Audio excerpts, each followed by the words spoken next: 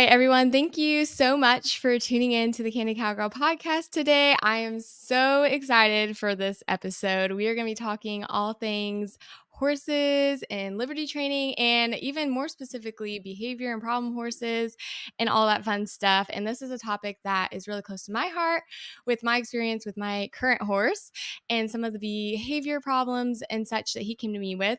But I'm looking forward to hearing everything that Julia Williamson has to talk to us about today, as she has been working with horses for quite a while now and has her own program where she does this specifically.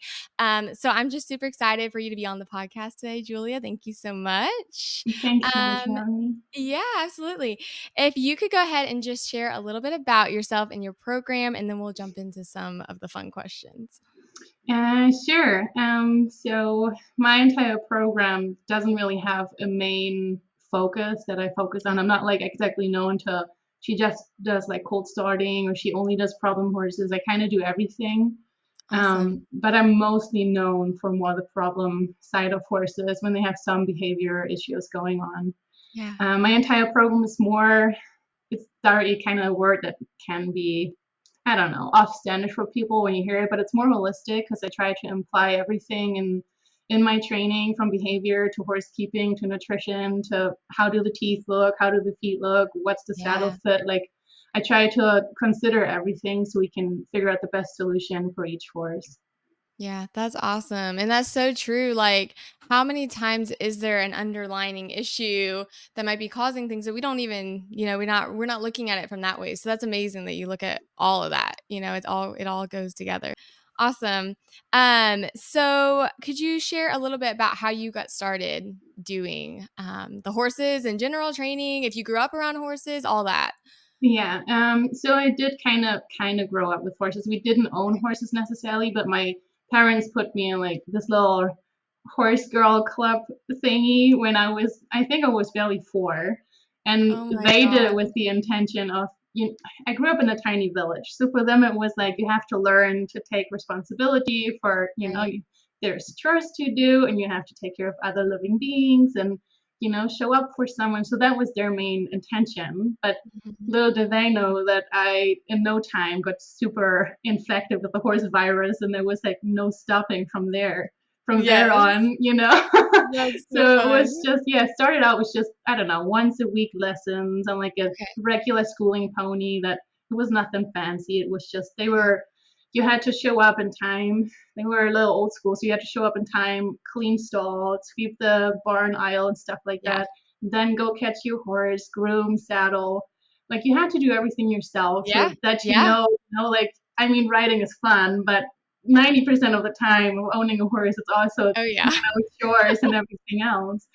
So yeah, that's kind of how it started out, and then from there it just never stopped, and it That's eventually turned into being my full-time job. that's so cool. That's fun. So, did you start with kinda training your own horses, or did someone come to you with, like, a horse and was like, "Hey, help me with this one?" Yeah, so the equestrian club that I was part in growing up, it was, like I said, it was in a small village, so it wasn't like we had direct access to, Right. I don't know, very known trainers and stuff like that. So my club was very like, we trained our own horses, and the older ones would teach the younger ones, and Yeah. so you kind of slid automatically into training your own horses in the equestrian club, and then it just kind of went from there. You came across clinicians and books and stuff Yeah. like that. So yeah, for the biggest part, it was out of being desperate that there was no other trainer. You had to start teaching yourself things, and Right. there was a lot of just doing it and then completely failing, and Yeah. it got worse, so you couldn't figure it out or Yeah. whatever. So Yeah. yeah, that's That's how it awesome. kind of started. And then I don't know, you come across, unintentionally, you come across your own mentors in life, like, Mhm. and Absolutely. your trainer or your coach or something, they turn into your mentor, and then you go down the Yeah. rabbit hole of like getting Yeah. specific on, like, I don't know, a discipline or behavior or course keeping and all of that. Yeah, and kinda find your way, for sure. And Yeah. you're from Germany, as we were talking before this, and so what's, like, one of the biggest, like, differences you do see from being there, because now you're in California, but like from Germany, the horse world, and then here, like what was one big change when you moved over here that you had seen? Oh my gosh. I'm kind of biased on this because I'm working very closely with a lot of rescues and Yeah. neglect and all of that. But I can say from what I've seen in Germany versus here that animal welfare is a big difference between Mm, Germany and the United States. mm, And I'm not saying it's like every area is really bad, but here I can see right. that neglect can go way further until authorities step into the game and say, Wow. like, okay, we got Yeah. to take these horses out of wherever they are Yeah. at. Yeah. Even to the point that sometimes there is no helping anymore and you have to euthanize them. Right. Yeah. Um, Yeah. so that's definitely a big difference. And then in Germany, it's more still that if you have a horse, it's a super luxury. It's not Mm, just, oh, I have a pasture, I'm just gonna have 10 horses and I'm just gonna throw some hay. Like everything is just very pricey and expensive. So if you have a okay. horse, it gets usually pretty bubble wrapped and like whatever they need, like they get everything they need and whatever else is being recommended. So they're very Yeah. specific on very OCD about their things. That's Wow. another big difference. Yeah. Yeah. Wow. That's so interesting to me, but so true. I had someone ask me once, they were like, do you have to go through any sort of like training, or like, what do you have to do to get a horse here? And it's like anyone can buy a horse. I mean, Yeah. really. And Yeah. that can be a good thing and a bad thing. And I definitely can see what you're saying with, some of the neglect issues. Hmm. Um, and there's also, I feel like there's a wide variety on what's neglect, you know? Yeah, exactly. Some And people what's might think that. abuse and all of that. Yeah, yep, Yeah. absolutely, yeah, so I can totally see what you're saying, that's very interesting. So, could you just tell me, so you said you do work with some rescue horses, right? I do. Yeah. Okay, so, what are some of the, like, main things you work with them on? Just kinda getting them ready to resell? How does that work in your program? Basically a little bit of everything. I have horses that are completely unhandled and they have never Okay, been touched, and you have to like start from minus 500 basically. But you okay. also have horses here that have been handled, but wrongly or wasn't the fitting training concept for the horse. So there's a bunch of bad behaviors that came along with that. So now we have to go in and Mhm, like retrain a lot of things. mhm, And mhm. a bunch of that starts from, the horse is supposed to be a riding horse one day, but we have to start out with, okay, we have to catch this horse. Yeah, What about yeah. what about husbandry stuff? Can we do veterinary care? What about farrier visitations? Like all of these kind Mhm, of things are big issues if you have a horse that, mhm, has picked up some bad behaviors along the ways of, mhm. just being able to be managed. And we all need to manage our horses, if they get sick and it's like, well, I have Yeah. called the vet, but my vet can't get close. It's like, well, Yeah, what that's do a I do? problem. Like there's problems. Like the horse is colicking. It's like, well, we can't catch him. So, Yeah, so it yeah. gets to a point where just, I don't know, maintaining their feed. And like you can't, Mhm. at a certain point, you have to be able to manage stuff. So, Yeah, yeah. And you do at least do some training with the positive reinforcements and the treats, is that correct? yeah. So I would Okay, say, if I had to describe it, I would say my training is very positive reinforcement based. Like I'm okay. very heavy on that side. Yep. Nevertheless, though, I think every good trainer should be able to have a bunch, like a variety of tools in their Mhm, toolbox. Of course, always mhm. like in the context of it being ethical, but not every Yeah, horse learns the same way. Not every horse has the yep. same training goal. Not every horse is going to be in the same environment. So if I Yeah, were to go in and just be like, oh, we train 100% positive reinforcement, and then you take this horse out of the safe training environment bubble and you put it back into like a regular boarding facility, yeah. and someone has to handle that horse locally there that's not affine with positive reinforcement, it can Yep, cause a bunch of other troubles again, yep, where we can yep. have just regress in training, you have to start over again. So you have to Mhm, always, as a trainer, I think you should consider what's the goal of the horse, what does the owner want, where do we put the mhm. horse back, you have to consider a lot of things. So, but yeah, Yeah, positive reinforcement is a big part of my work, and it has changed so many things. Like okay. the Yeah, entire the entire way of communicating with horses is so different nowadays than how it Yeah. used to be, like Yeah. offering them the opportunity to like speak up and like give them time to process and think through it and just give them a Mhm. break. And those little things have such a huge impact on the horse's mind. Mhm.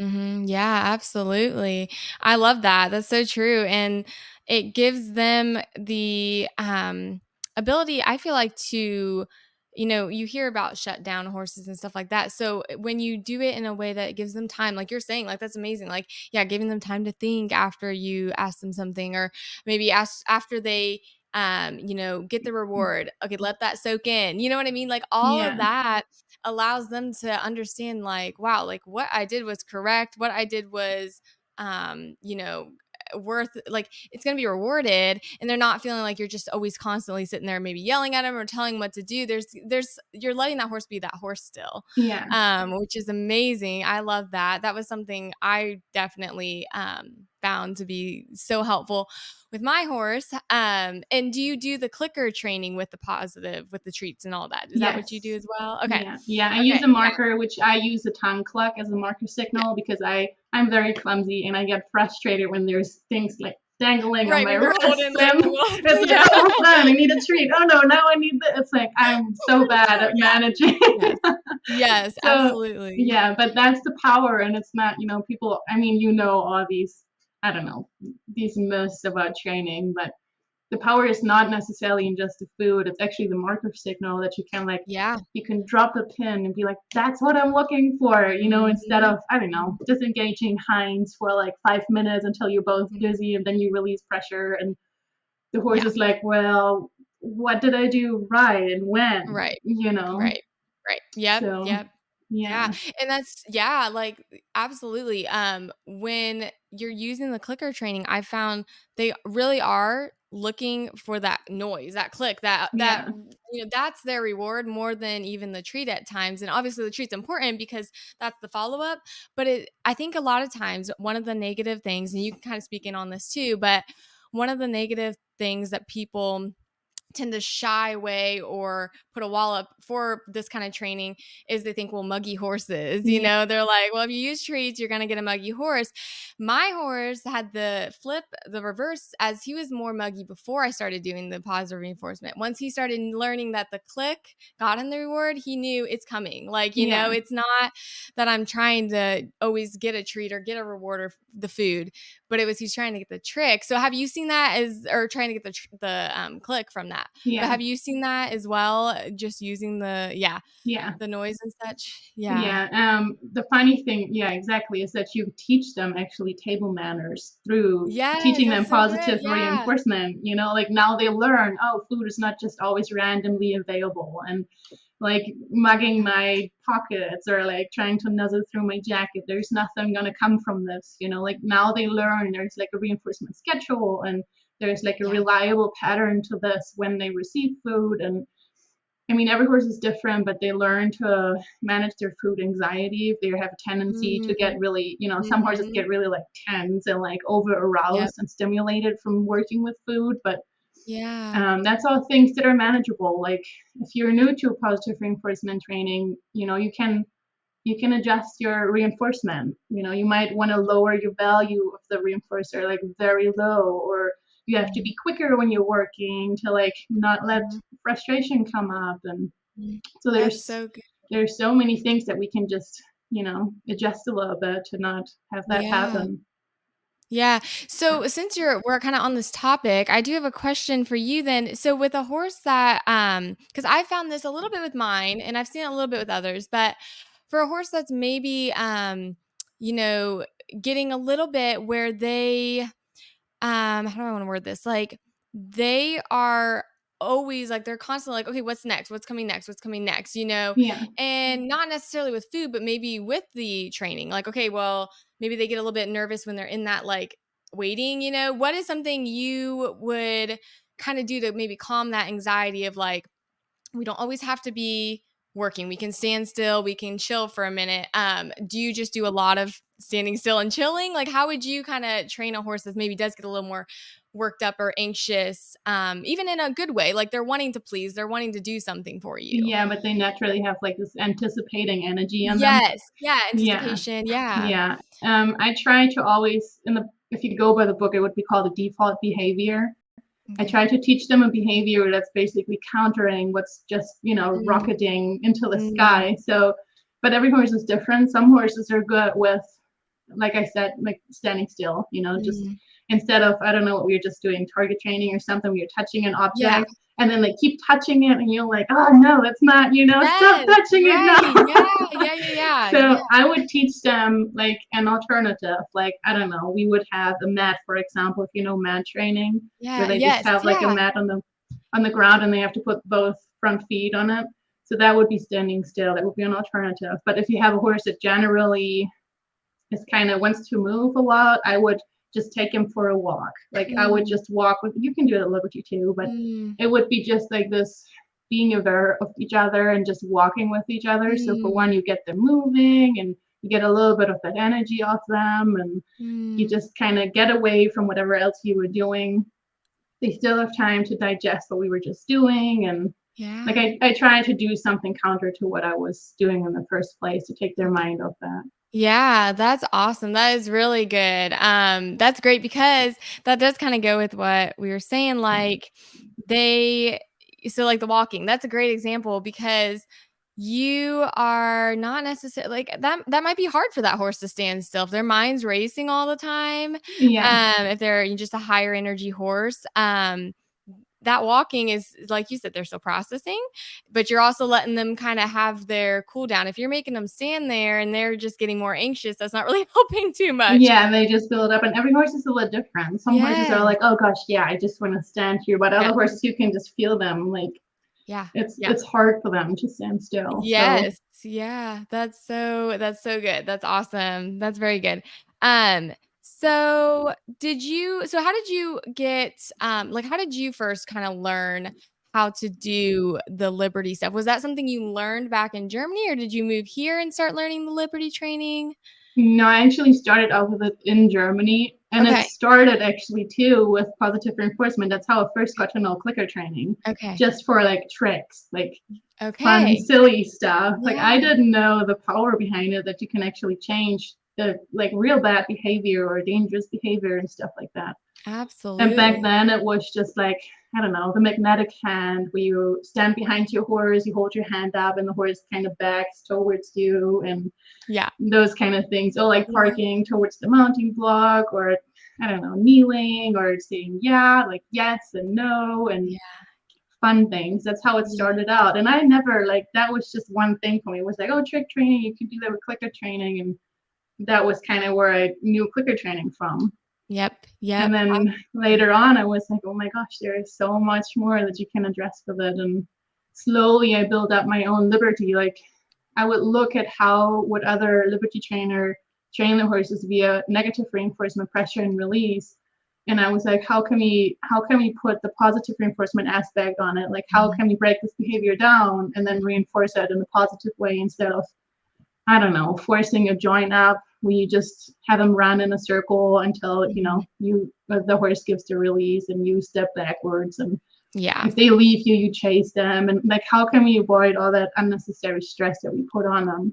Yep, yep, absolutely. Well, and another thing is like I've seen a lot of people where, they're not I think and it's just an education not knowing. I mean, there's a lot of it with people not knowing, but if you really break it down and look at it, let's say you do have a problem with catching your horse in the pasture.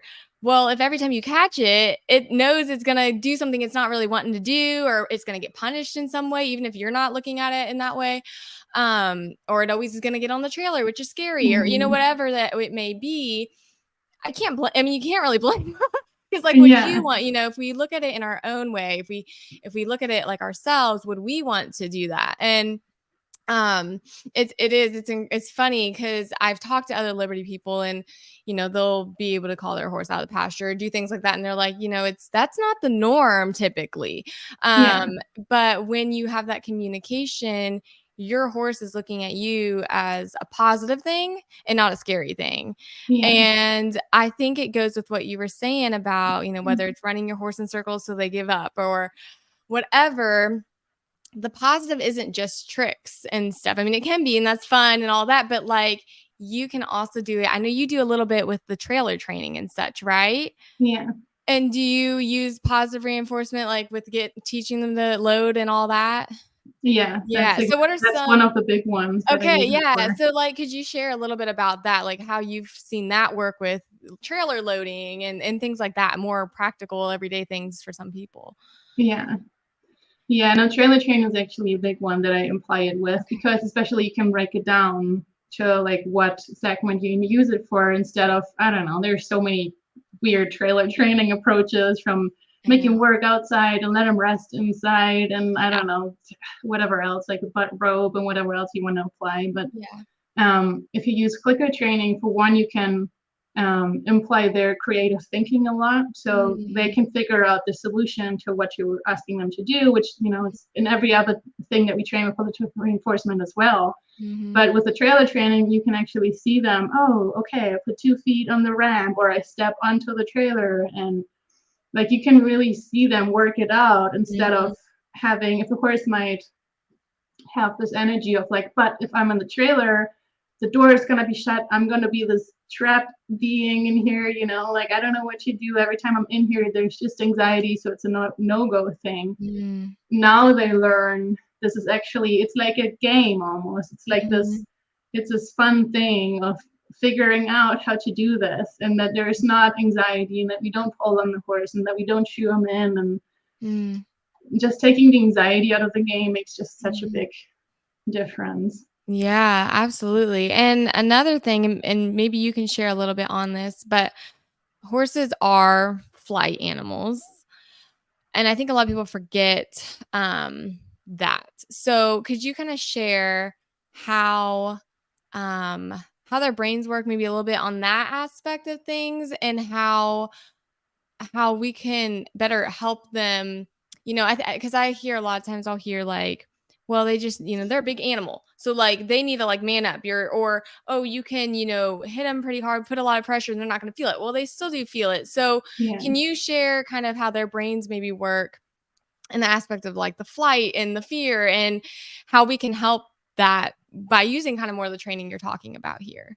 Yeah. So it's a topic that we could talk about for days probably Yeah. because there's so many components for it. But um, there's so many theories about you have to be the dominant leader and the horse has to be the Mm. submissive follower and Mhm. all of that kind of stuff. But if you look actually at nature and how horses live in the herd environment and how they interact with each other, yes, you're going to see them rear up and play and bite and all of that, but it's part of them being social. It's part of them Mhm. fighting over mares to repopulate and that kind of stuff. But it's not necessarily about I'm the leader of this herd and you have to follow me a certain way. It's actually the exact opposite. Usually, you have a mare that's a little more lean back, but Mhm.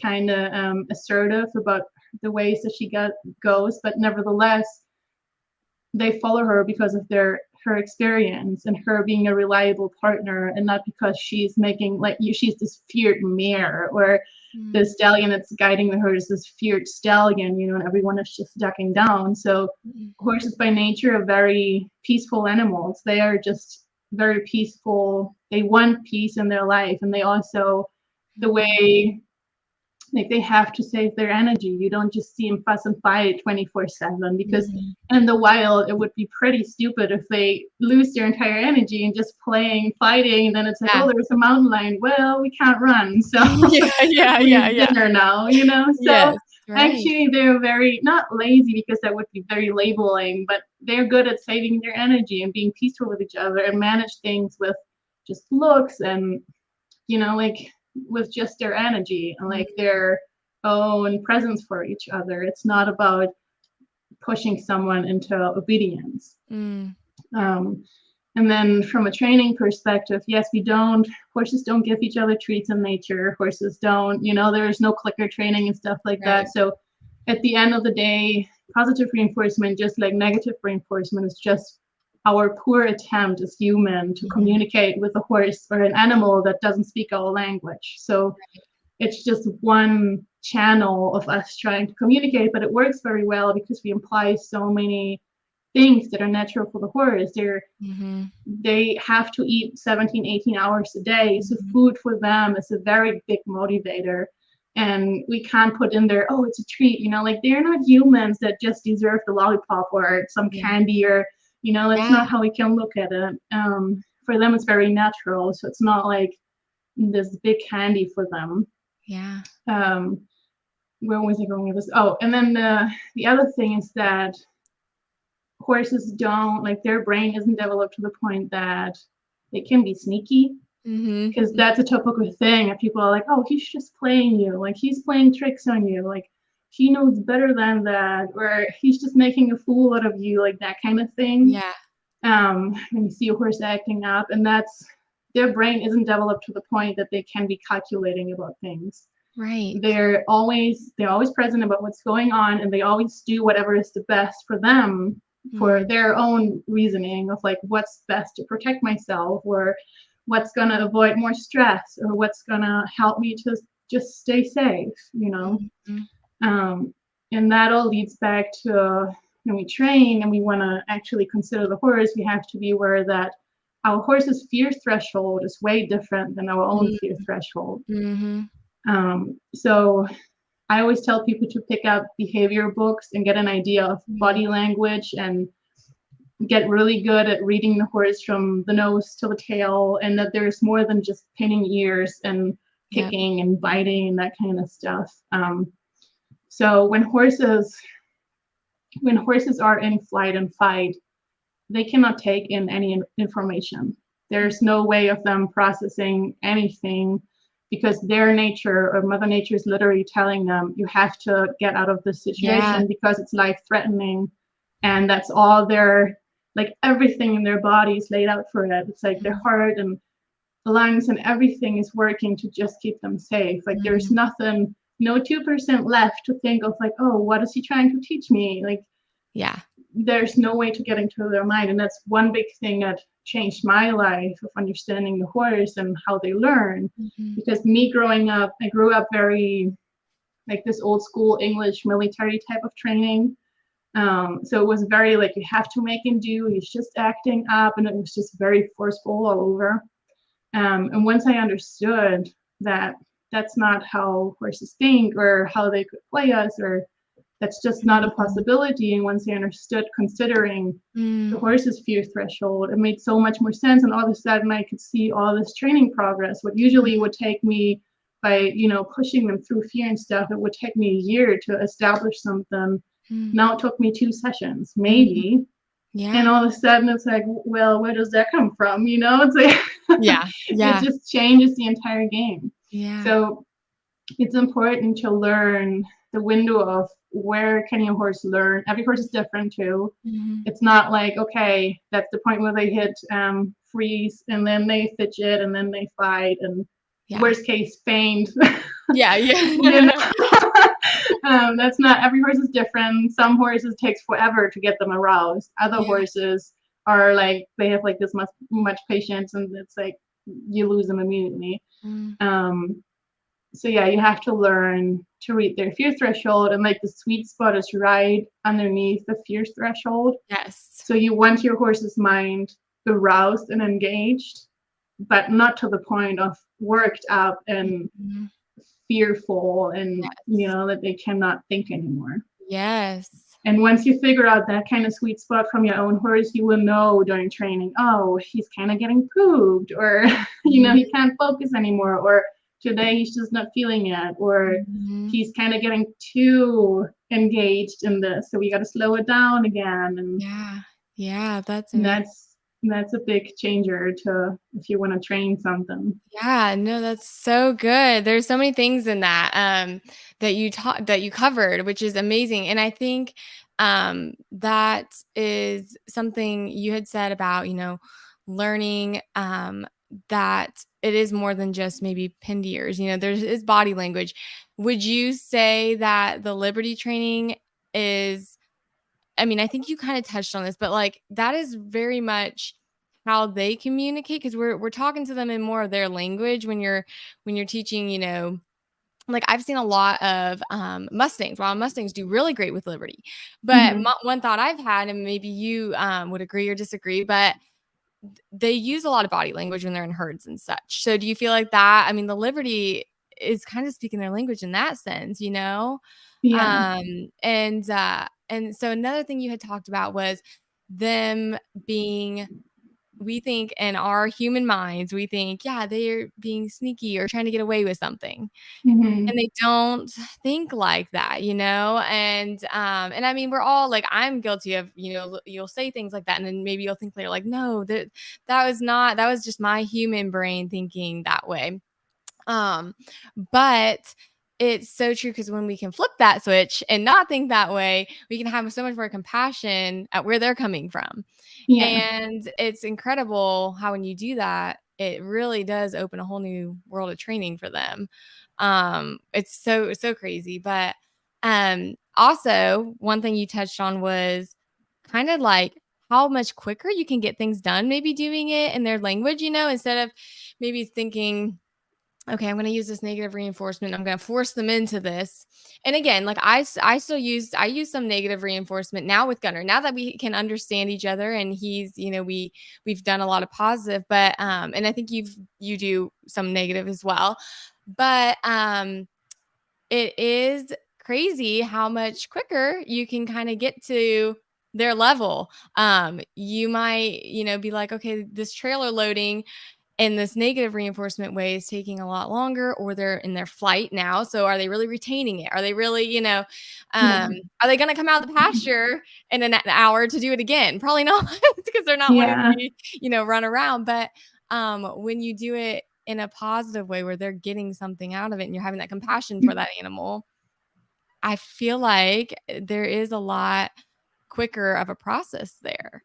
Yeah, and just a way more lasting effect, Okay. I would Right. say. Okay. And also, you can see the horse's progress in a, like, you end the session, you put them away, you pull them back in next day, and you Yeah. know, like, they just start off where you just left off. Like, it's Yeah. not, there's nothing new to discuss about, or we don't have to open up a new tab. And you can see that enthusiasm of, okay, what are we doing now? What's the next Yeah. step? You know, it's almost like they show up back to school and it's like, oh, I learned really well for this test. Yeah, they're so proud Like, of themselves. Yeah, yeah. yeah, exactly. And I mean, it's normal that sometimes you have a fallback in training, which Right. we usually call that the extinction burst, where Mm, a behavior, you know, that has been established for like a long time, mm, now has like this flare up again. But it's pretty common that sometimes it gets worse before then, like, mhm. you actually move on and leave that behind you. So Yeah. it's normal sometimes to have setbacks, but generally you can just see how they just show up to class and I'm like, yes, okay, I got this. What's the Yeah, next one? Just tell me. Like, yeah, yeah, that yeah, I think that enthusiasm and that just joy during training is one of the biggest things that I mm, really love about the positive reinforcement training. Because yeah, you can see it in their eyes, like you can see how they are thinking through it. You can see it in their ear play, like you earlier said, with they're looking forward to the click. yeah. You can see like they're thinking, like really, like their ears are lower Yeah, inward, and then you click, and they're like, "Oh my yeah. god, It almost is, in!" it is, it's so They're like cute, I love jackpot. that. Yes. They are, they get so excited for it. For me, I found I even had less anxiety when I was doing it, you know? It was, and Yeah. it is a training, and I wanted to ask you this about, you know, if you train people or if you just train horses, but, specifically, like, for me, it was a learning curve, like, I had to completely process my brain on how to work with him in this way. But once I did, it was just like a weight lifted kind of. I didn't feel, I also felt a little bit of guilt when I was doing things the other way. And again, Mhm. I still now I use that negative reinforcement with Gunner because he understands that he's not going to get beat. There's not going to be this bad punishment coming. It's just I'm communicating with him in a different way, and he Mhm. understands that this is communication, you know? Yeah. But do you train people ever, or are you strictly training horses, and then giving them back to their owners? So for the most part, I train the horses that come here for training, and then I also the owners are very involved in everything. Good. Okay. That's Awesome. actually how my social media started out because I would Okay. I would record everything for the Yeah. first. That's something that one of my mentors actually did, that I first met, and she would record all of her sessions with like this old video camera. I'm Yeah. like, what are you doing? Like, what do you need this for? And she's like, oh, just so I can call myself out on my own bullshit, what I'm doing, and like, like find Yeah. her own mistakes and what she's doing. And Yeah. I'm like, oh gosh, it's so good. And that's how I started out recording myself in the first place to see, okay, well, that didn't work out. And in the moment, you don't always catch it. And Right. afterwards, you look at the video and you're like, oh, that makes sense. Like my hat Mhm. was up, or I didn't see in the background there was something going on in the pasture, or Yeah.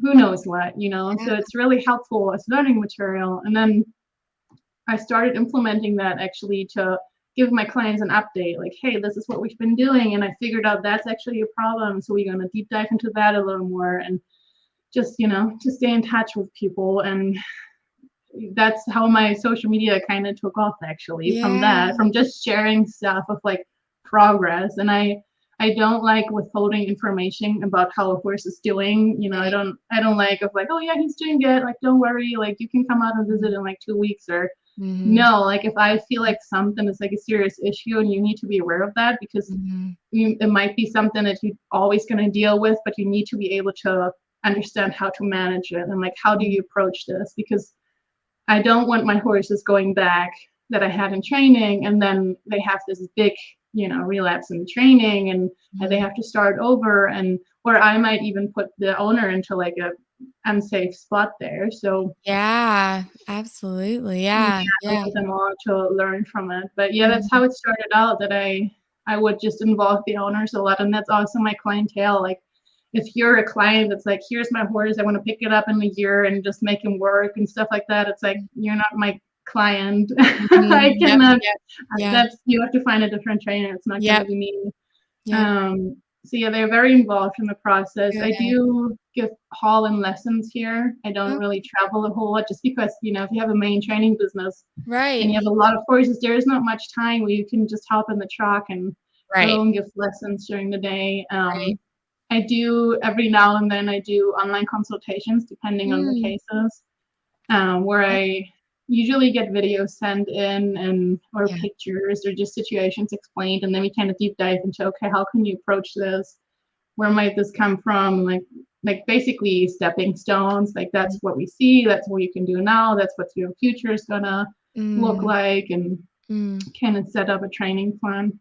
Yeah, that's awesome. That's so good because how many times do you hear where a horse goes to a trainer and then they go back?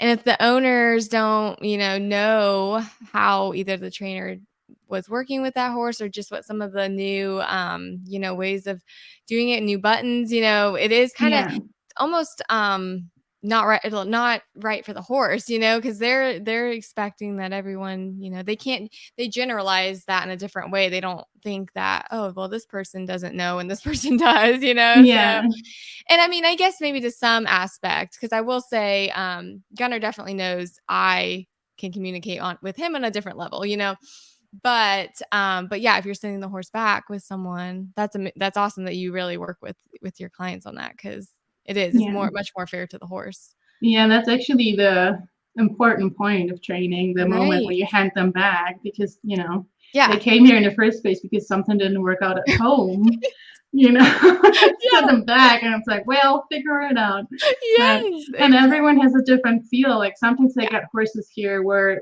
the owner explains me a problem one way and I ride the horse and I'm like, I don't see the problem. So there must be Yeah. something that you might be not doing 100% the way the horse knows Mhm. it, or something. So then we have to Mhm. kind of put both together and be like, okay, can Mhm. you ride this horse for me? Like, what's going Mhm. on? Like sometimes you have to look at both sides to Yeah, figure out what's yeah. going on. And then it's important that the owner is willing to, evolve and work on themselves and Yeah. not just be like, well, I'm not willing to put in the work, which is fine, but Yeah. sometimes it takes two.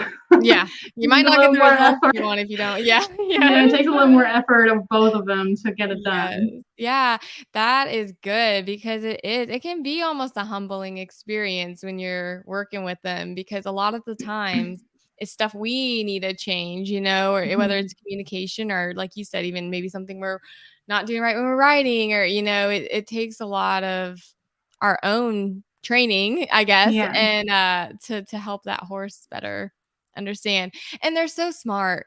I mean, I would love to hear a little bit about like just some things that you can, maybe put some input on, but people don't realize, I think, how smart they are, and the fact that we can communicate with them and we don't even speak their language and they don't speak ours.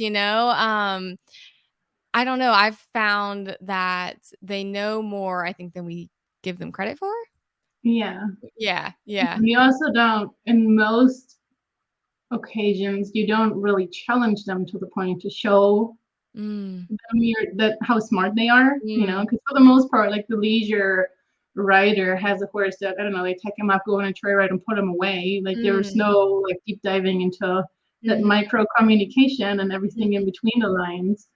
Um, but yeah, there. I mean, you see horses online that are really well trained with like speech buttons and all kinds of stuff where I know. they learn to recognize. I mean, not necessarily the words and exactly what it means, but they Right. learn like the tone of voice or Mhm. what it is associated with. So they're Yeah, super smart in figuring things out if you give them the opportunity to do so. yeah, yeah, And yeah, some, and again, every horse is different. Like you have horses that are very smart by nature, yeah. and they, show you that kind of stuff. And then you have other horses that are just like, I rather just want to be by myself, and Right.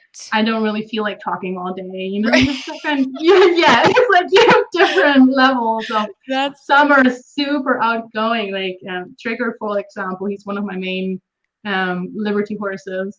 He's like, as soon as I'm out there, he stands by the fence and he's just like, hey, and like he will like yeah, lure me into like doing something with him. He just yeah, cannot wait. And then yeah. you have other horses that are just like, oh my gosh, I hope she doesn't look at me because I much rather just, I much Exactly. rather just want to hang out and Yeah. Yeah, more yeah. introverted versus extroverted horses. Yeah. Yeah, yeah, exactly. Yes. So, and it's also something for people that want to consider liberty. Like, there's horses that, like with every other discipline, Mm, some horses are naturally very, like, oh my gosh, I love circling and running and, mhm, like mhm, high energy and doing mhm. funny, silly stuff. And then other horses are more like, they can't really get the momentum of having Mm. enthusiasm for all that and be Yeah, like really engaged in it. But I yeah. think liberty can bring everyone some sort of benefit, even if it's not like, I don't know, like the big liberty show you can see on TV. Right, right. Yeah, that's so good. Could you so one thing I think that people could be like is, ooh, you do watch some of these Liberty horses, and maybe get a little bit like, are they gonna do that when I'm not asking them to? Are they gonna rear when I'm not asking them to? Are they gonna lay down when I'm on their backs and stuff like that? Could you maybe give people wondering that kind of stuff, like where that how maybe that's not always the case. And from my experience, I have not had that happen where where Gunner did anything that I wasn't asking him to. And maybe also a little bit of input on people working Liberty, but maybe the horses are a little out of control. So like Yeah. kind of where is the control, but also letting them have their fun and their freedom in that. It kind of depends on what you're aiming for in your training, because some people are very, like I am, very OCD about um, being able to have everything on cue, and if something's lacking, I'm gonna go back in and kind of fix it. And Mhm. but if you're, kind of depends. If you go into a positive reinforcement training, you're gonna see that there's a wide spectrum of how much freedom do I give the horse, and oh no, that's way too forceful. I would never do that for my horse, and that's like Mhm. almost negative reinforcement. I always consider myself that I have like a healthy medium Mm, of things. Like I don't, where other people might be like, oh, he can just walk off and go graze. Like I'm like, no, like this is our training session right now. good. We're Yes. here for 10 minutes. And even if I know you're tired, well, maybe we're gonna cut it down to 5, but I'm asking you this right now. Like, can we please Yeah. get something done? Like Yeah. holding them accountable too, because Yeah. again, it depends on every horse. The more freedom you give, sometimes they just take not advantage of it because that would be super labeling, but they will take all the freedom they can get. That's No, good. no real like actual like Right. working phase. Like some horses, especially like the trauma horses that I get in, some horses have a tendency to, if I give them a little bit of freedom, they would immediately tell you no. And Mm, then I have to go in mhm, and like literally like take him by the hand, be like, I know you can do this. I know mhm. you're gonna be really good at this, so let's give this a try. Like Yeah, not in a form of tough love, but supporting them that yeah. now is the time to focus and you're gonna have your off time, you can go on graze and everything. So Mm, I'm very particular about things being on cue and mhm. focused, and but therefore they also get their off time afterwards. So it's not like Right.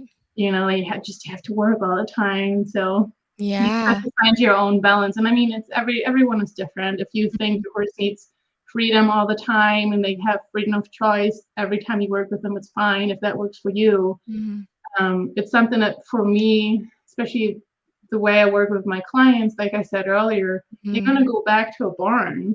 Yeah. And if they have the horse turned out and he doesn't want to be caught because he thinks he still has the ability to choose freedom, you Right. can't just stand there and be like, oh, he's just choosing freedom right now. Like, oh well, we have like a lesson program in 5 minutes, and like that's it's just some Right. things are just a little unrealistic in like different Yeah. contact, like in different situations. And I Yeah. mean, if you have a private barn, you have horses by the house, and you have all the time in the world, you don't have to worry about that kind of stuff. It's good, like do Right. a thing. But for my setup and the way I am with my clients, I'm kind of particular about it. Yeah, that's so awesome, like, what you said about keeping them accountable too, because, yeah, I think that comes in with even the safety aspect there, Yeah. if there is, certain cues, and if there are, like you said, we're working right now, so this is work time, not always playtime, but it's still there's still the reward, there's still the fun in it. It's just you can't there's the safety aspect of things. And when they know that they're listening right now, I'm tuned in to, um who's working with that horse. I think that eliminates a lot of the danger that people might think kind of comes from it. But really Yeah. if there's the holding them accountable, there's not. And starting with that early on in the training, I think is important. Not like a Yeah. couple months down the road, like, "Oh, well, maybe this is a little dangerous. Let me start, like, implementing this now." Yes, Oops. but right, but yeah, but, like, keeping that, mindset from the start of the training, from the start of each session, like, I'm gonna hold Yeah. them accountable to Yeah. And of course you want to be smart about your cues. Like you don't want to, I don't know, you don't want to put a rear onto like a cluck sound or, That's something true. you do all the time and Yeah. then someone cues it on accident. So whenever I have something big or that could be a little dangerous for people, I Yeah. try to be creative about my cues and like it's a particular like body movement or sound or like a sound repetition or something like that that it Yeah. can't just be cued on accident by someone walking by or Exactly. handling my horse. So you have to be smart about that. And Exactly. That's so that's good. like your part of thinking it really through. Yeah, no, that's so true. Yeah, that's a good one. Yeah, the making sure that whatever it is not. And I've even heard like people will, and it's funny from you with you being from, Germany. I've heard people using like German words and different things like Mhm. that because of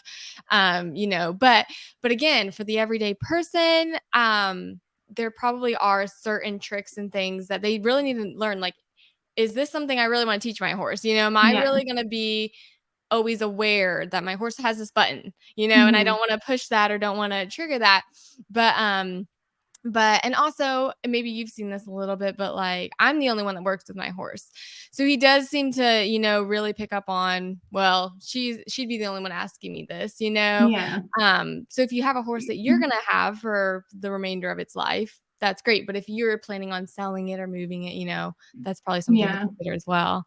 Yeah. You want to think ahead and not Yes. not Yeah. just in your own environment. Right, yeah, that's so good.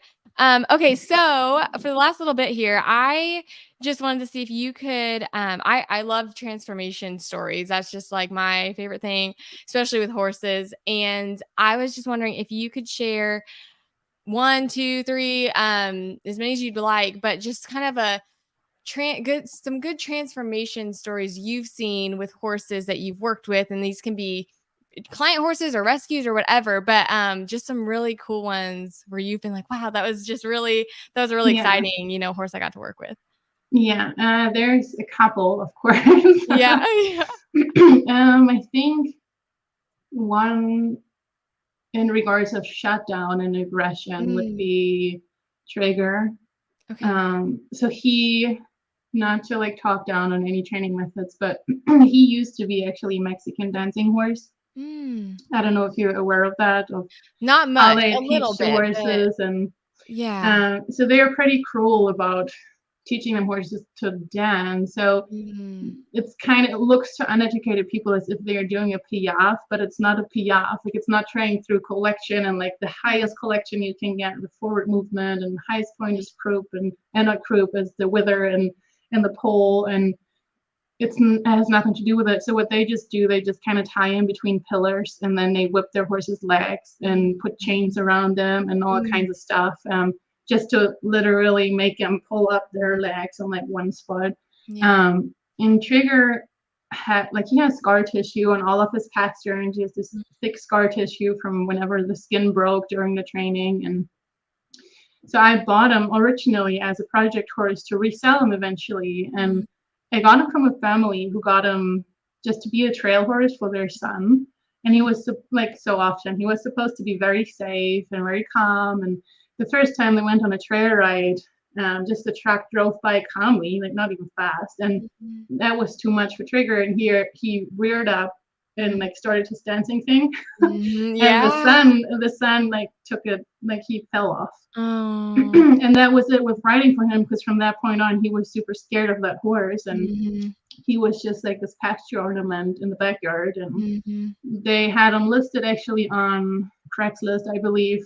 mm, And I found it, and I'm like, okay, well, can I come take a look at him? And when I looked at him, he was actually fine, which is weird. Well, it's not weird, but it's something that happens often. yeah. Once you like start to like open the tabs, they're like, oh, by the way, I have also this and that, and I can't Mhm. handle that. And Yeah, yep, like all of yep. a sudden they're like, oh, someone's listening. Okay, they're Yes, just gonna trauma dump everything yes, that's onto so you. good. Yeah, yeah, yeah. So yeah, when I looked at him, he was fine. I saw the scar tissue and everything, and they were like, well, he used to be a dancing horse, but he doesn't really do it anymore. So when I worked with him there on the ground, he was fine. Mhm, But the second I brought him home, you could not lead him from A to B without him mhm, dancing. Like he would just like, mhm, that was like his default. Stress meant, oh gosh, I have to dance. mhm, So you could not handle this horse at all. You couldn't mhm, do grunt work, nothing. Like he would just mhm, dance all the time.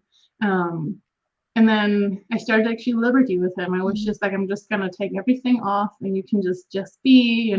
Yeah, Like we're gonna figure this out. And then so many things popped open from the underlying aggression that he had built up against, yeah. being restrained and then just Mhm, physically punished for a lot of, just for a long mhm, time. Like he was really sweet in the beginning because obviously he wasn't shut down.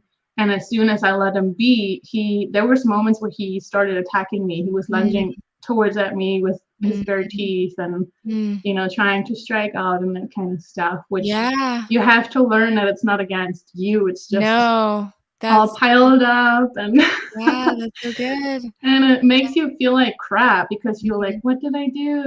Like I mhm, just want to help you. And mhm. yeah, like he had And so you much. can also have the opposite end where a lot of people will even be like, "Well, you're not gonna do that to me," and Yeah, they're not understanding like you were, like, "Yeah, I'm not the one, that caused this hurt, but I understand it completely." yeah. And then they amp up their pushiness, and then it's just Yeah, usually a disaster. yeah, But yeah, his aggression was a big one. He was one of the first ones where we really started changing aggressive behaviors with positive reinforcement. okay. We would go into a protected contact, and I would just put him in his pen, and I would be on the other side of the fence. And Mhm, that's how we started little things like just walking side by side without that he mhm, would hectically like lose mhm, his mind and dance and mhm, do all these other nonsense, and teaching him to back off and not trying to lunge towards me, and like mhm, the entire opposite of what he was trying to mhm, do. Um, so I actually, because his dancing thing was so burned into his brain, like I felt like I couldn't break it, like the Mhm. behavior out of him and like make it just kind of fade out. So Mm. what I did, I captured the behavior via positive reinforcement. So I put it on a cue because I was like, it's here Oh, already. So I'm just gonna have a yeah. cue for it now. So I put it on a cue and then I slowly shaped it into what looks more like a passage and dressage. So they kind of like have this, they like really slowly trot forward, but they lift their feet up like Yes. pretty high, the front feet, and they kind of stop in like every step. Yeah. So I shaped it into that because dancing was something that I don't want. It's not healthy. Like Yeah. he has ring bone in his front feet and everything from the Mhm. constant concussion and everything. So I just try to like get the best out of it. I'm like, Mhm. he has it so burned into his brain. What can we do with it? And that's actually how I had that trick developed until, Yeah. we shaped what was kind of bad into something that we can use in some direction. And Yeah. that is now controllable. Like Yeah. now it's not just like panicking and I'm Yeah. gonna do this. Like now he's like it's on a cue and he only does it when I ask him to do so. Yeah, because basically, in his mind, the anxiety kinda was the cue, like, when I get nervous Hmm. and anxious, I don't know what to do, this is what they must be wanting me to do. Yeah, Where when you put exactly. it on yeah, put it on a cue that I probably helped so much of like, "Okay, she's not asking me this until, we're really, doing it." Yeah, So, that's yeah, amazing, that's so cool. I love that story, I love that. yeah. And then another thing is on a different level also with him is that sometimes horses they're good at holding in pain and Mm, health issues. mm, So he was, I mean, not sound. I didn't get him like extremely vet shedded or mhm, anything. I brought him home and I didn't change anything with his feet yet, but he turned lame really bad, like mm, a week and a half into being home. mhm. And I was like, where does this come from? Like he could not even put weight on his foot and Yeah, he wasn't turned out or anything. And that's when we discovered all the ring bone and everything. So sometimes it's very spiritual, but sometimes horses like once they get the room to like talk up and like show you what's going on and like how deep this is, then sometimes some of these illnesses show up. mm. And it's something that I've seen with a couple of rescues. Like sometimes you pull them in and then you start recovering them. And then it's like, oh, by the way, I have skin issues and I have this and I cannot eat this. And I need different shoes and I need that. Like Yep, all of yes. a sudden they and before you like what like he used to be on just alfalfa and some I don't know some Right. supplement or and he was just fine and now you Yeah. allow that room to like talk and communicate and then it's like oh by the way Yes, all these yeah. different topics. Right, right, right. Wow, that's so Yeah, so crazy. it's like healing on different levels. It's like emotionally and then you have the behavior and then you have Mm, nutrition and keeping and all of that other stuff. mm, that's so cool. So you, with this horse, what all do you show him or use him for, or what all do you use him And now, because of his ring bone, he's only able to be ridden in like a very Okay, limited manner. So okay. if he has a really good day and he's not off, he's not showing any lameness signs, that's when I would pull him out and ride him sometimes. But again, it's nothing crazy. It's just kind of exercising him a little bit. For the most part, we just do liberty Okay, okay. um, because of his ring bone. Because it's Yeah. just there's no reason to like I don't Right. know, Yeah. like push him through that. So yeah, he's my liberty horse, and that's another thing that came up with him during rehabbing him is his personality.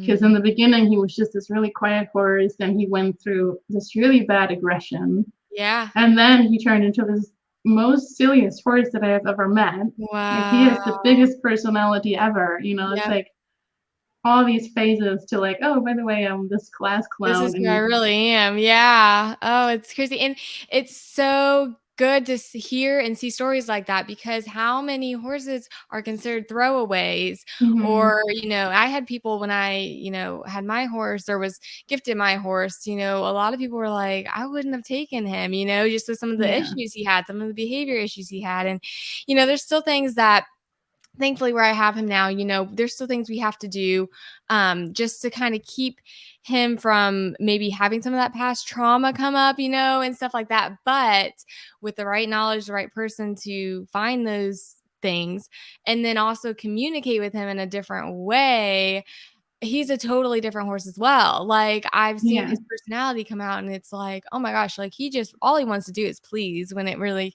comes down to it. And Yeah. it's crazy because how many horses people just don't see that light in them yet, and they're labeled throwaways or duds, or Yeah. it's Yeah. sad when it does come to that point.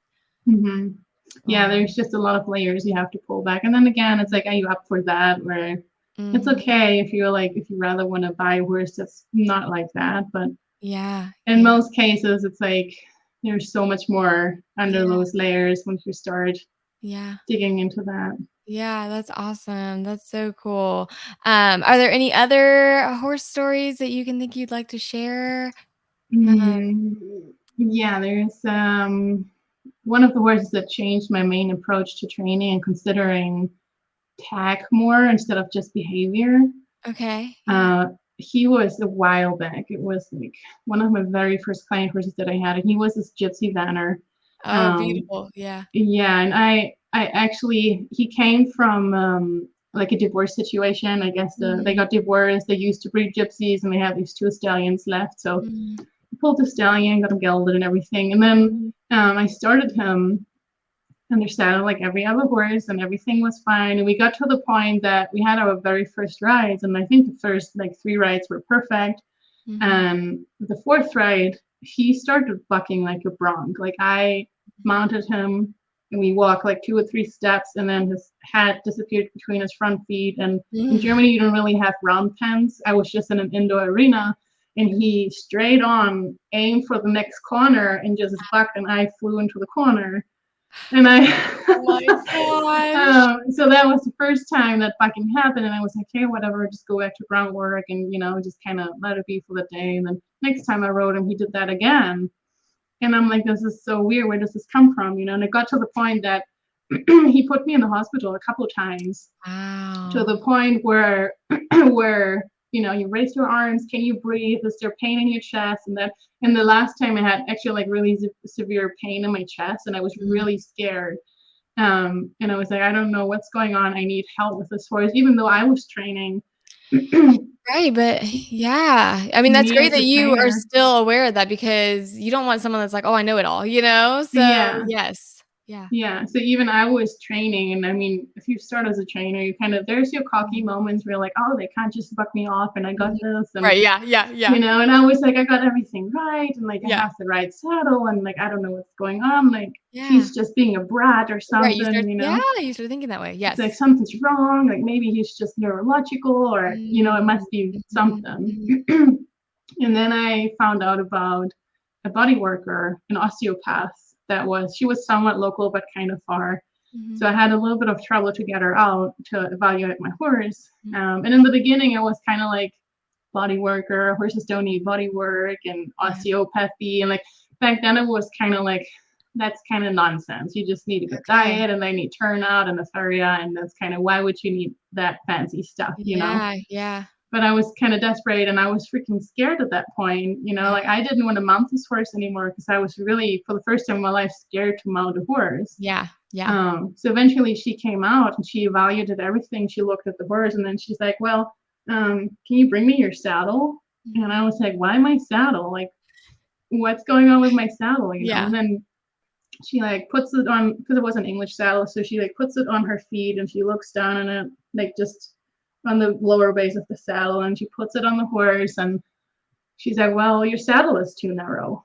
And I was like, but mm, I can run my hands through, and like everything seems to fit. And she's like, well, it's just a little off, and that's enough what this horse needs to feel mm, uncomfortable and feel pinched on the withers. mm, And I was like, oh my gosh, like I didn't even think about the saddle. mhm, I was like, mhm. oh no, that's fine, and it works just good. And Yeah, yeah, and that's how it all started. And she was yeah, actually one of my first mentors, and she helped me retrain that horse to, because I didn't know that. I didn't know a horse could have a pain memory. Because yeah. if you like once ride him in like a saddle, it was really bad fitted, or some bit that was scary or whatever Wow, else, that's good, they yeah. hold on to this memory, because Yes, they're like, no, last time I got saddle, it was yes. pain. I didn't want pain, so I'm gonna get self-protective, and Mm, that's how you get really quick, really bad behaviors. So Mm, we had to work through this pain memory with him. So I got a mm, new saddle, we did body work and everything, and it was step by step also for me because I was mm, so scared at that point to like, I mhm. never had it happen before, but I would go on my mounting block and I would put my foot in the stirrup and I would have, like, cold sweat on my hands, and I Yeah, was like, yeah, like, your bones just feel, like, weak and mhm, your knees feel weak, and you're like, "No, I can't show it," but I also feel uncomfortable to push against it, and yeah. she had to guide me from the ground of, like, mount and breathe, and she took me the first couple runs on the lunge line. So we Yeah. started like a little kid. It was Right. very humbling because it was like, oh my gosh, here am I, the trainer, and I'm on a lunge line in a Yeah, safety vest with the helmet and like the entire yeah, thing, like yeah. just completely prepared. But it taught me so much about considering the horse and the proper tack fit and that Wow. it's not just always behavior, because it's so common that people are like, oh, you just got to do this and back them up, and then you got to use the flex and you're Mm, going to disengage. And it's not always just behavior. You have to consider everything, like mm, from nutrition and keeping and feed and teeth and saddle and mm. yeah. So So much. Yeah, there's yeah, and so much. eventually we just got it figured out, and I could just ride him around like nothing ever happened, and he was just this perfect gypsy pony. Oh my goodness, that's so cool. And he had been a stallion, is that right? And then you had him We gelded? hadn't just gelded before we started the training. Okay. And how old was he at that point? He was 6. Okay, okay, yeah, Yeah, he wow. was fully grown, and he was a big gypsy. Like he Okay. wasn't. Yeah, he was Oh my probably close to like 15.3 ish. Okay, yeah, Yeah. yeah. Oh, I love that. That is so good. There were so many good points in that, and you really it does. And Gunner, I had him saddle fit as well, and I recently rode in a different saddle pad with him, and I did notice a difference. And it's crazy because kind of had forgotten that because I just always throw the same saddle pad over him, which is fitted for him now. But when I had switched this different saddle pad, I was like, he doesn't even want to lope right now. And at first it Yeah. took me a second. I was like, "What is going on?" And I'm like, "That I'm sure is contributing to this, you know?" Yeah. There are so many things we have to look at when we're working with horses. Yeah. And once you're able to see it, you cannot unsee it. So, like Yes. you just said, then you get a feeling for, I don't know, you're due for a new saddle or something, you throw it on, you just need to look in your horse's face and you're like, oh, yeah, no, kick it Yep. back off, like you Yep. just know it's not, or you Yep. ride him and you're like, oh my gosh, it's so much better, or Yep. no, like shoulders feel off, or the bend is lacking. And Yeah. Yeah. yeah, you just know. Yeah, you do. Yeah, especially when you start working with your horse in that communication and you know what to look for and you know what makes them comfortable and not. Yeah, you can see it so good. And that is like one of the biggest things I think when you have a horse, when you own a horse. This kind of goes back to the very beginning of our conversation, like who can, who's allowed to own horses and not. I think just the biggest thing is just make sure you learn that horse specifically, but just horse body language in general and what's, making them comfortable and what's not. And that's just going to help so much in the future. So much. That's Yeah, just never stop educating yourself. I mean, I'm yeah. still educating myself whenever I get a chance to. And it's like the Ah, more you know, the more stupid you feel I because know. you're like, how did I not know? Like, I don't know anything about Yeah. horses. Yeah, and that's so good that you say that because it's like the humbling thing, like you said, going back on the lunge line, and having to Yeah. just be like, "Okay, yeah, I have this fear of this horse because of what's happened, and this is like it's okay to say that, and it's okay." And that horse probably needed that lunge line just as much as you did, just to start Yeah. over with that confidence again. And Yeah. it is so true. That is so good. I love that. It's so easy to get in our heads and be like, well, I've been doing this for so long and I should just toughen up, but we really Yeah. have to humble ourselves and it's going to make the process go so much quicker, I believe. Yeah, it does. Yeah. Yeah. And usually in those humbling moments, even though you hate them or you're like, oh, I don't want this or this just stings or, Yeah. that's usually where all the wisdom comes from because you're like, oh my Yes. gosh, like that taught me so much. Yes. And That's like good. it's so easy for, especially when you look at like horsemanship marketing and what people sell Mhm. out there, it's so easy that people just sell you this like straight line approach, Mhm. like it's not, there's nothing ever going to be wrong if you just apply this. And it's Mm. like, no, I think it's so important to have these humbling moments when you're like, oh, well, that Yeah. didn't work out. So That's good. I got to reconsider myself and the horse and like, what did I do? What else could I do better? And Yeah, that's yeah, good. And that also goes with even, like, some of the positive reinforcement stuff. I think it's easy too I think people maybe stray away from it because they feel like that could be like, "Ooh, like, I don't wanna walk around with a treat pouch. I don't wanna look like one of these crazy horse people," you know?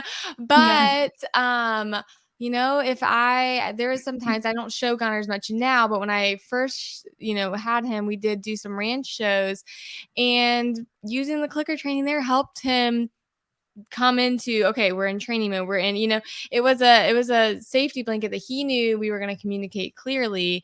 yeah, And obviously when you're showing, you can't use that stuff in the ring and stuff, but if you have to, if that is the one way that your horse responds well, it's not, it maybe not be the most popular method right now to use yeah. positive reinforcements and treats, but if it works for you and your horse, you shouldn't be, embarrassed of that kind of stuff. Yeah, yeah, I think it's getting better, but still, I mean, you have a lot of barns still where it's like, why are Yeah. you wearing a weird fanny pack? Or, Yes. oh, he only does it for the treats. Or, I mean, I had it happen that I sold a horse and I loaded him in the trailer and I just had to, like, I had just happened to have my pouch on my hip and they were like, oh, well, now we need to buy a fanny pack to be able to load him. And like, you get all kind of Mm. weird comments and, Mm. you just got to learn. I don't know. I always tell myself they are just not ready yet to understand the bigger Mm. picture and put everything in context. And they might learn one day, and you can't really judge them for not knowing. And Right. so, yeah, there's still a lot of, I don't know. People look down on the treats mostly because it's like, Mhm. I want my horse to trust without treats, but it's a communication tool, and it's not so much like a method. Then Mm. it's more a way of like establishing communication instead of, oh, I need, I don't know, my carrot stick to train this horse, or I Mm. need this rope. It's just finding access to that horse's Mm. mind in a different way. That is so good. I'm so glad you said that. That was really yeah, that's a really good way of looking at it from that aspect versus, yeah, the Yeah. other just, "Oh, this is" and I agree, like, so many people, yeah, "Well, I don't want them to do it have to do it with that all the time." The thing is, once they usually learn it, sometimes you don't even then need the treats because they do trust you from that, and Yeah. you can start Yeah. weaning that away, Yeah, but it is a great exactly. way to teach for sure. And That's that's awesome. actually something that I do a lot with client horses when I know they are not going to go back in a plain positive reinforcement environment. I Mm. will just go in with positive reinforcement to fix whatever's not working. And then I will slowly build, you have first a ton of tiny behaviors, then you add it slowly together to like one Yeah, behavior chain, then it's one behavior. So instead of walking to the trailer, stepping up, walking in, closing, like it's not single things. Now it's just walking in the trailer, loading, shutting the door, yep, done. yep, And that's what I do with client horses. I would just make it one big behavior, done, good job, close it. Like there's yeah, no drama of weaning it back off. If they know it's reliable and that's like the answer you're looking for, they're gonna do it still yeah. without just constantly reinforcing them. But nevertheless, still, the more you reinforce, the stronger it is. So it has a benefit to it, but you can definitely do it That's without. awesome. I love that. That's so good.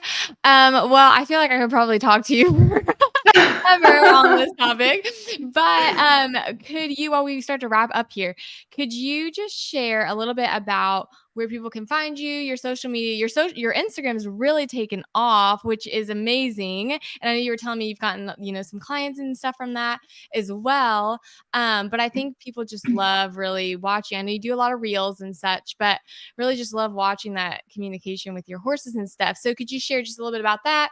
And then like your social media handles where people can kind of find you or ask questions or whatever you want to kind of put out there for those watching. Yeah, I think the best platform right now is Instagram to get a hold Okay. of me, or even to get redirected to my website from there because it's everything's linked there. And my Instagram handle is under dash the horse center because the horse center itself wasn't really taken, so I had to Yeah. take the under Aw. dash. Okay. I'm like whatever, so take the under dash.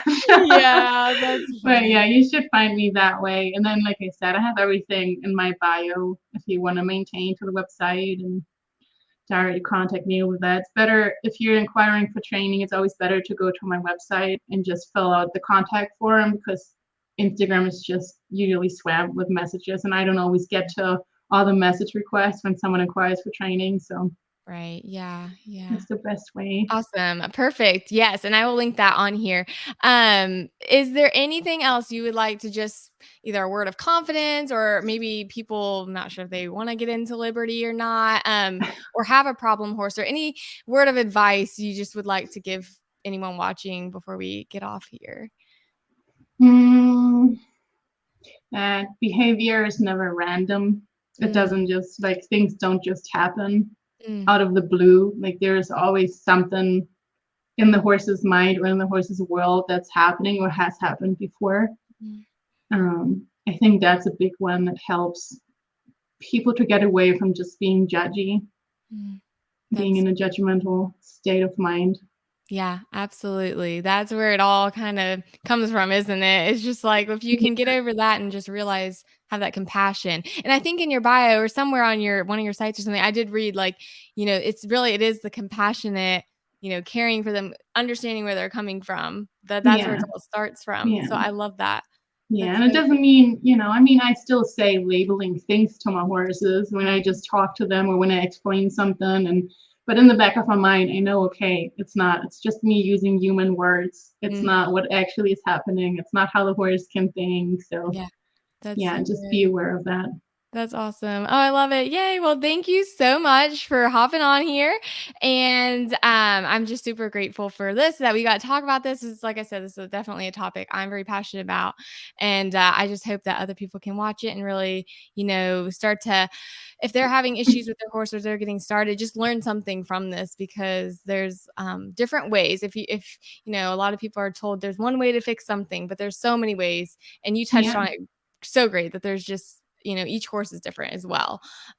So I think this is an awesome, awesome little talk for people to listen to. So I appreciate you being on. Thank you so much. Thanks so And much for having me. yeah, absolutely. And for those watching, I will see you on the next one.